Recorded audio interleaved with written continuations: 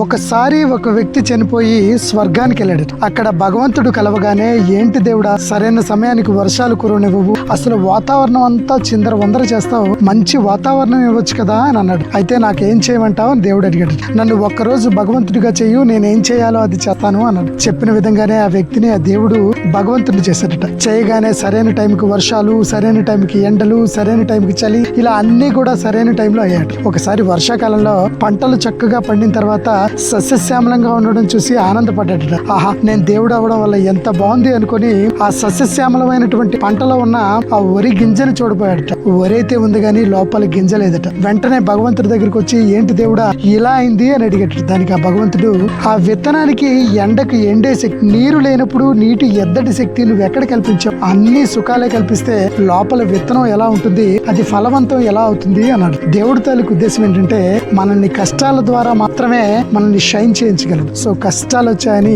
అస్సలు అధైర్యపడాల్సిన అవసరం లేదు.